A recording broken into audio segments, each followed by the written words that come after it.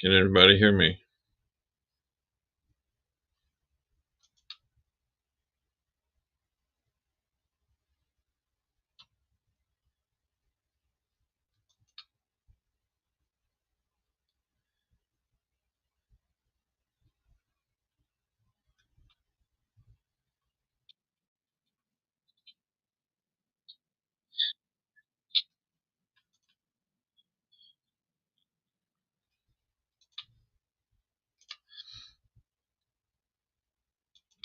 All right, it seems like it's working.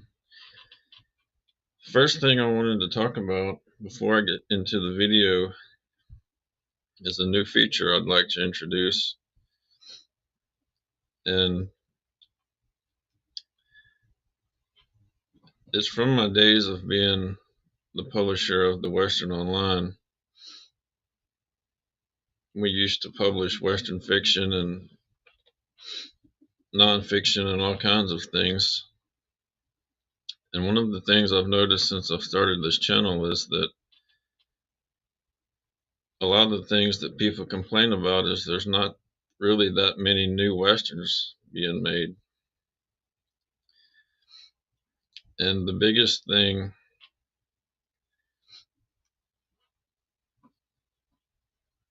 that people, sound's not working. One of the hardest things for people to discover new Westerns, and the easiest way to find new Westerns, I think, is Western fiction, because Western writers of today are publishing work that's way better quality than anything you can find in Hollywood. And so I'd like to start a series where we do live interviews with Western writers as a way for more people to discover the genre and help keep the genre alive. I'd also like to consider starting like a Western roundtable series where we have more, not necessarily just one person, but several people talking at once about all sorts of Western related topics, from movies to books or anything in between, really. And some of the best part about that is really anybody can participate. You don't have to be a Western writer or an expert or anything. Any fan could participate in that if that's something that would be interesting. Now, with all of that, I figured we should get started into the video. The top 10 highest grossing Westerns of all time. A lot of these aren't necessarily Westerns that I would have figured would be like the greatest of all time. There's a lot of surprises in this list, some kind of pleasantly surprises, and others that I was kind of shocked about. But most of these are modern remakes. They're just kind of understandable because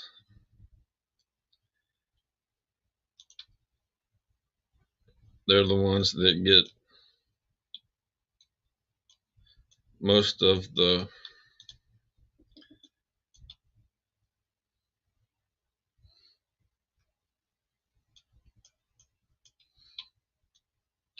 attention nowadays.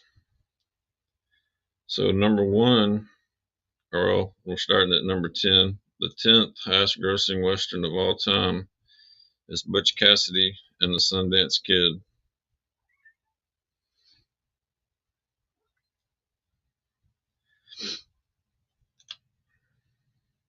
And in 1969, the worldwide box office for it was 102 million, which was quite a bit for 1969. And if you adjust it for inflation, it's actually a lot higher than this. It's a blend of humor, action, and unforgettable performances that made it an instant favorite. And that's really what contributed to its such a high gross. And number 9 on the list is Hidalgo, which you can say that it's not really that much of a Western,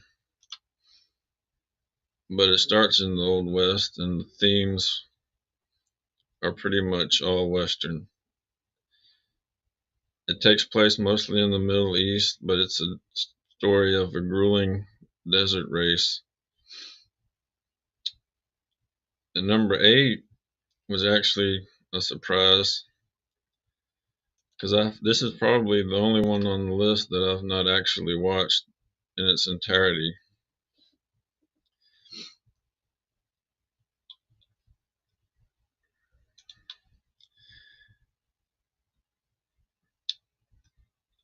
The Hateful Eight. You have to excuse me, I'm still learning how to use the software and experimenting with it.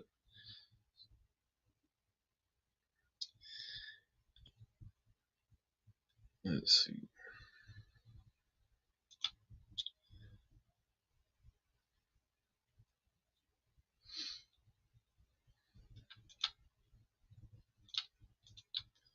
All right.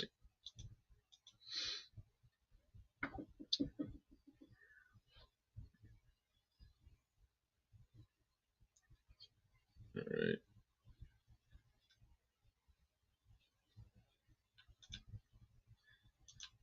At number 7 is Unforgiven. And this is probably my favorite Western ever made. It's by far, I think, the best Western on this list. And it earned Clint Eastwood a Best Director and won Best Picture. It isn't your typical Western, it's a gritty look at violence and redemption. And it pretty much changed the genre in its entirety. It could easily, I think, should be higher on the list.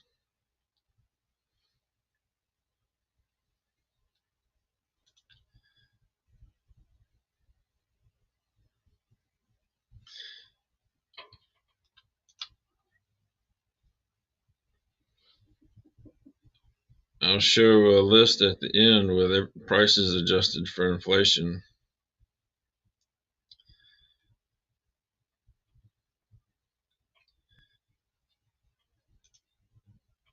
Let's see.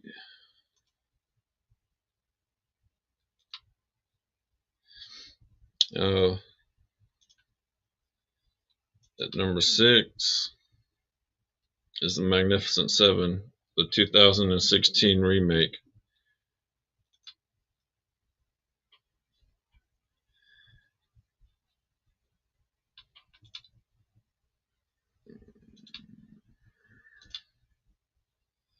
This one brought in 162 million.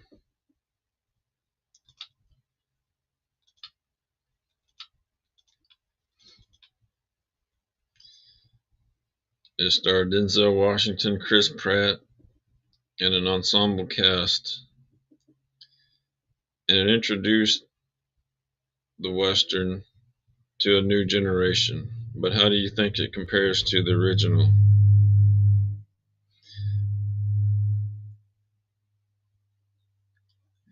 At number 5 is Maverick, a comedy Western, which I was actually pleasantly surprised this was on the list. And I was surprised it was as high as it was. So I remember when it came out and I really enjoyed it, but I had no idea it was this high.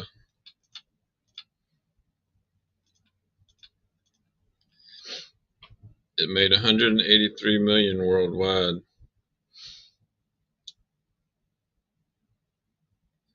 And it's quite a refreshing break from the more serious westerns. And coming in at number 4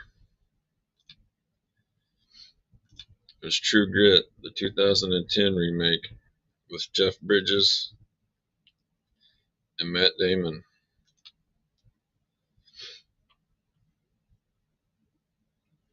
It also starred Haley Steinfeld, and it actually stayed closer to the original novel than the John Wayne version in 1969.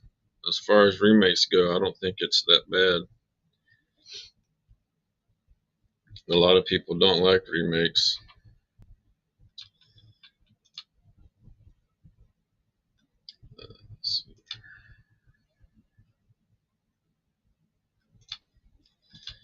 Number three, this one actually surprised me as well.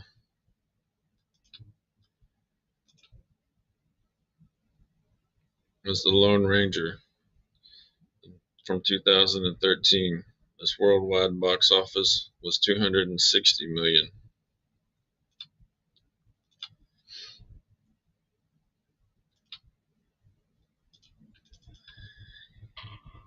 It starred Johnny Depp and Armie Hammer,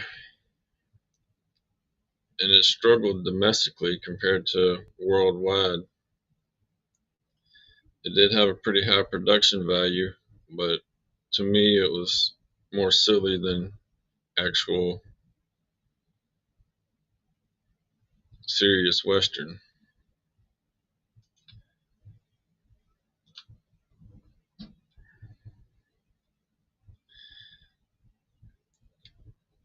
And number two,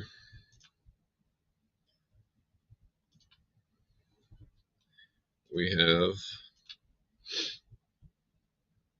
Dances with Wolves. I'm actually shocked that anything beat this, because I remember when it came out and it was everywhere. It was all anybody talked about.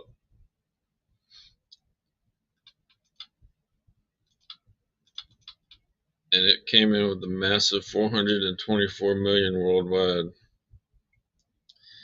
It was Kevin Costner's directorial debut and earned 7 Oscars. It was both a sweeping epic and a heartfelt story of cultural understanding. And it's, I guess, sort of similar to what he's trying to do today with Horizon, which I hope that gets off the ground more than it is. It just seems like he's having trouble with the chapter 2. Hopefully he gets to finish his story.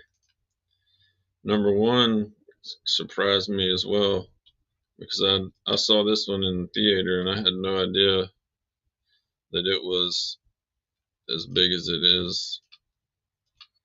And that's Django Unchained from 2012.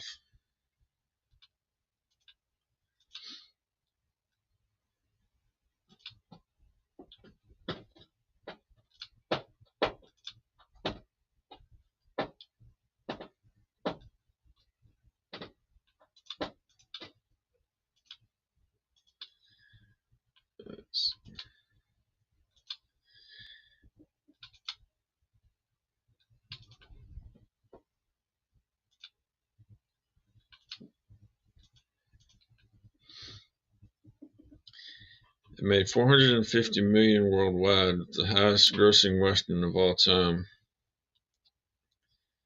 Starred Jamie Foxx and Christopher Waltz, and it's directed by Quentin Tarantino.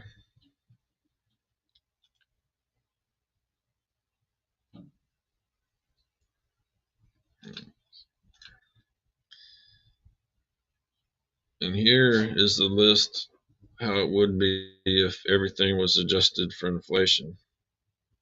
Dances with Wolves goes back to number 1, and Butch Cassidy and the Sundance Kid from 1969 would actually be number 2, followed by Django Unchained, Maverick at number 4, True Grit at 5, Unforgiven, The Lone Ranger, Magnificent Seven,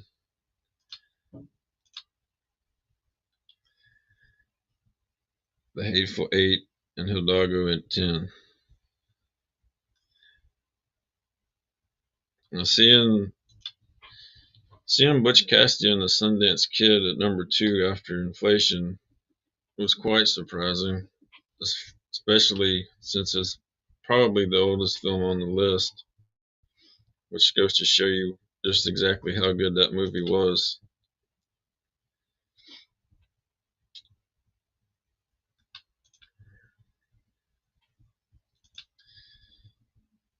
Now that we're at the end of the list, has anybody got any questions or comments or any suggestions as far as the Western Writer interview series I'm going to try to get off the ground, or any videos you would like to see?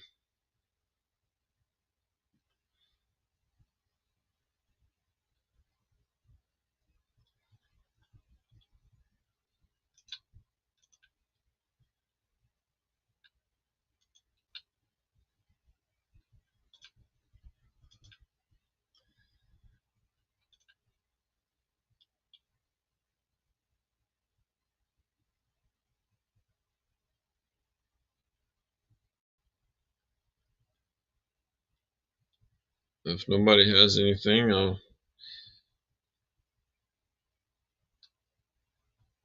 thanks for watching, and I hope to see you soon.